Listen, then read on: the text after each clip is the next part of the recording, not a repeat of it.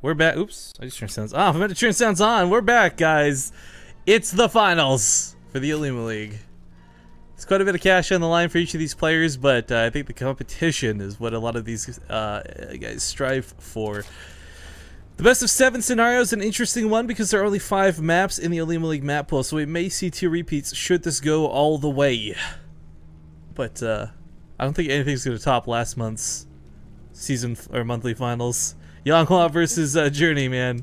That was some crazy... If you guys missed it, there's a VOD. I won't spoil it for those who missed it, but there's a crazy finale. That last game was amazing, and I only yearn that this one could be good, just as good, but enough small talk. Spawning here in the top right corner of the map, playing for Axiom Esports. Once again, we find the red Zerg player, Impact. The bottom left has the Teal Terran. It's MVP's center.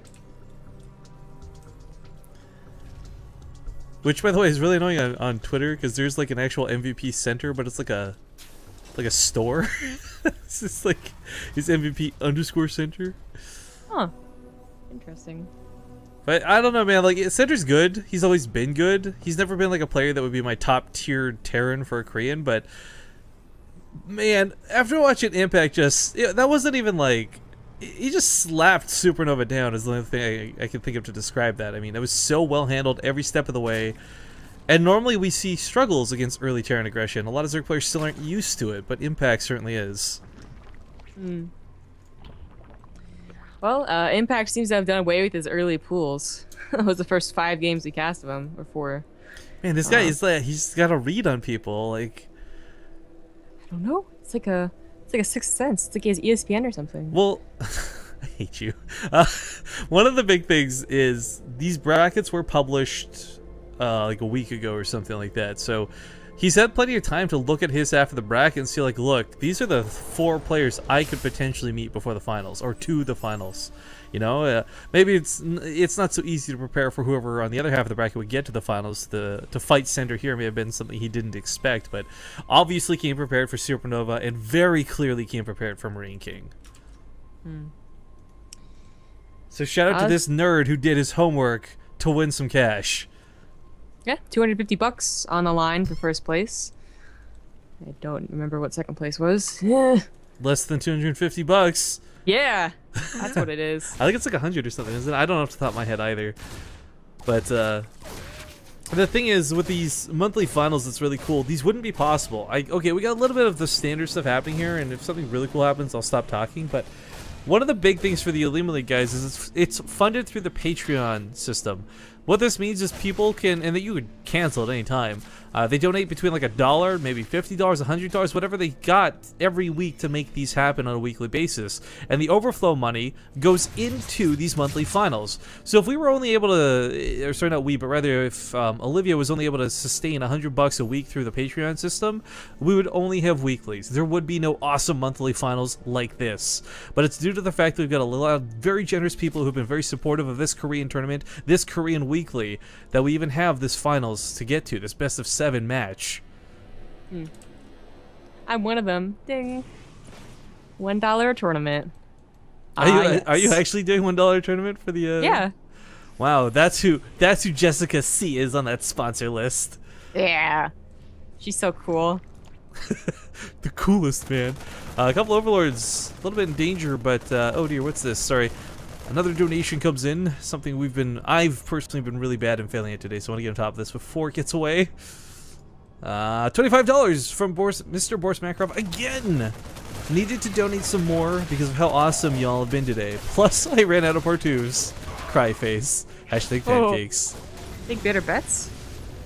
Yeah, gotta go out, not all in. Don't all in every time, man. That's not how you play the game.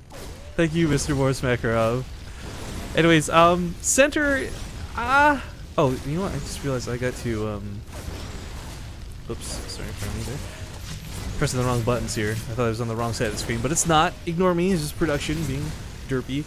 Queens, though, move over here to defend this third, and it's not even like this was that big of a threat. You know, it's not 3 Reapers hammering away on this, it's 1 with 3 Hellions. This is the least scary thing.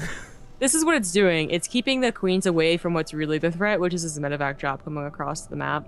It looks a little oddly timed, but I think the alien is just moving out sooner than we usually expect. So, Impact does finally get overlaid in here though, and he sees like, okay, that tech lab is a little later than I thought it would be. I was kind of expecting / hoping there would have been a Widowmine with this, but the Spore Crawler is so well positioned. Is Center the guy with the Spore Crawler? Oh, was he? I'm trying to remember. He? For those who don't know, there was an OlimoLeague we cast where we were like literally crying because this guy threw like 50 medevacs into like Spore Crawlers over and over and over again. I think it was Center. I can't think whether like. Oh, I'm pretty sure it was. But anyways, Frontal Assault coming down here. There are 3 queens, a lot of lings. But with the Marines and the Hellions, and the medevac not being targeted down, it's pretty scary. Yeah, he actually handles the lings really nicely, but the drones getting this run actually are almost a little bit better. Marines, though, not quite going to town with the queens, spend a lot of time shooting those lings. 7 drones dead, clears out the 3rd base mostly. 1 drone survives. Oh god, the PTSD on this guy is going to be out of control. But as he moves around the map to clean up a couple more overlords, he's not really in a position of danger, and if these queens extend too far, he might just pick up and go to the main. Although with the medevac being focused, never mind. Finally focused down. But he is surprisingly, I think he can leave the units. Like, yeah, that was a suicide squad. That's an attack you do that you just hope to do more damage than what you lose, but gets a lot of damage. Okay, now might lose a couple on the retreat. But 3rd CC is placed up at home. Double engineering base coming to follow this up. He's in a pretty comfortable spot. Center definitely at least faring better with his aggression than his successor, or his previous. He's the successor. What would you call that? Predecessor? There you go. Nailed it. English. Referring back to Supernova for those who aren't following my terrible word speech. Word thing. The words that come out of this hole in my face. Anyways, the Spire is on the way, so mutas will not be delayed for too long. It's worth noting, Impact actually has admirably very good mutalist control. He's one of those guys who's very good at just doing the harass, not over dedicating and not using it to always fight with the army, but instead draw the army back home type thing. This Banshee is really like oddly timed after the medevac drop, so I'll say, you know, not really gonna catch Impact out of position. I think this is like the first time. It's like odd, but Impact's like the first time we've like caught him like going into a normal mid game. Yes, that is actually kind of true. With the smackdown he performed on Marine King and the defenses against Supernova, this is the first time we get to see him actually play normally. Yeah. Well, that is going to be the case. We're supposed earlier on, the very first series that we cast, Simple just go totally to town on like 90 drones, huge production. Didn't work out the last 2 games, but definitely like impressed us in the first game. Impact, you know, not going there. Definitely not. Stuck at 70 drones, pretty perfect. Getting a lot of lings, hoping to crush this, force Center to pick up. Well, this attack is still kind of scary. He can't really directly attack this when he's near the ramp. And there's not enough Banelings to just flood in here, but he is going to have the advantage of fighting a creep if Center dedicates too much. Yeah. You know, he has a Spire, so, okay, there's the mutas, they're on the way. He would love to be able to not only let this, like, make this pick up, but also, you know, keep on the medevacs, and, he will have to pick up. He will have to pick up. I hope he picks up. He's running away from the Banelings. He's really pressing his luck with that. Yeah. And the Queens start getting down those medevacs very nicely microed. The muta's not quite out, but, oh, he catches all the Marines! Oh. Banelings don't quite get the connects to be that execution, but as you pointed out, the mutas are out, and the medevacs gotta run. These Marines sadly are all almost dead, so a couple of Glaveworm bounces will actually get some multi-kills. But 2-2 is on the way, Combat Shields is near completion. Center's still got a pretty decent looking mid-game himself. This map is always so hard to say, like, where Terran should be pushing into. Just like the attack paths and where you have to get your 3rd, and the rocks being where they are at your natural. I believe it was Center again, who had like the one all the way off to the right, but now pushing up the middle. Look up to clear up a lot of creep.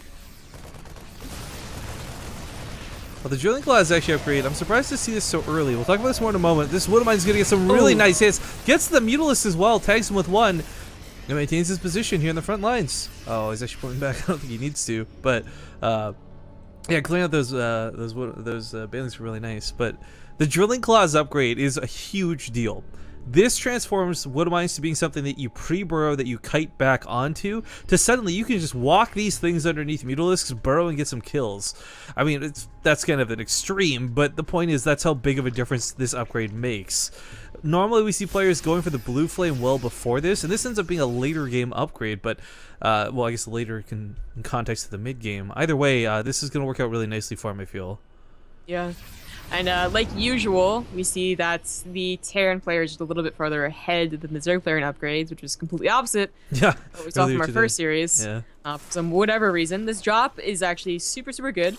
I would like it if he was attacking like to the left though, instead of just pulling back. Oh, that Widowmine got some nice hits in those links. Great positioning behind the mineral lines as well.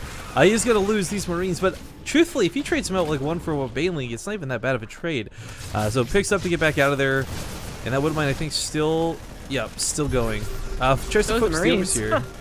Yeah, you know, this is what I was talking about. Like, okay, so he also drops the natural, but pushes towards the main as well, or the main attack path, clears up the creep, and then gets out. Like, that's what the drops are designed to do. You don't just drop and then do nothing else. You drop and do everything else at the same time. I mean, the greatest mechanic of a drop is the fact that it distracts your opponent more than anything else. Just like 4 Marines here on the cliff brought the entire army out to the left. Could have been a doorway for Center to either clear up creep or just push down the northern half of the map. Ooh, there's Thor's in the mix now too. These are going to be really nice. Of course, Impact not going for 2 Spires, so we don't see weird upgrades. Oh yeah, that was weird. We've had some strange games getting to the finals of the OlimoLeague, guys. Nothing bad, nothing weird, but we've had some strange matches. But these Mutas got to be careful. One more Thor volley. Oh, almost would have executed, then that went off on the Overseer. Got a little excited. The Terran in me, that is. Center had a 2-2 lead right there. Impact is just about to finish. Also dedicating a little further into the Mutas. I do remember it was a Muta player before Mutas just got, you know, worse because of that Thor buff. Oh, there's nothing in this bunker. That's a little bit awkward. This Thor actually is not that much danger. He could pick up. Yeah, there we go. That's, Center's been doing this a lot today, so this works out really nice. Oh, but he abandons it. What? Okay, while this is going on, he also starts pushing. This Thor's actually focus firing a lot of those Banelings down. Could save this one too, but nope. A little bit slow on the pickup. Not quite the hot pickup that we've come to know and love. These poor Marauders sadly can't shoot up. Lie down on the ground and just shoot up, you fools. Play dead. Yeah. No, seriously, like, Concussive shells can fire so far. I just kind of feel like if they would just lay on their back and shoot up, they would nail those Mutas right in the face. Yeah, how do they have bigger range than Marines, but if they can't shoot something that's flying? I know, right? Like, logic, please. But rolling it off of creep, already pre-spread here. Center is even spreading more so. Unloads on the low ground with some Marines while this is going on, so Impact's gonna have to wrap all the way back around to clean these up. These Mutalisks are actually not gonna be safe to come in here. Yeah. Not feeling so hot for Impact anymore. He's about to lose control of this fourth as the rocks are being able to broke down because the creep has been cleared up entirely. Marauders took up a lot of Baneling hits. This drop has been insane. Like, these Marines have killed so much. The Medivacs are out of juice, so maybe they might start going down, but he's killed all the Mutalisks. GG's called. In Center, oh, he's going to take game number 1 in this best of 7, guys.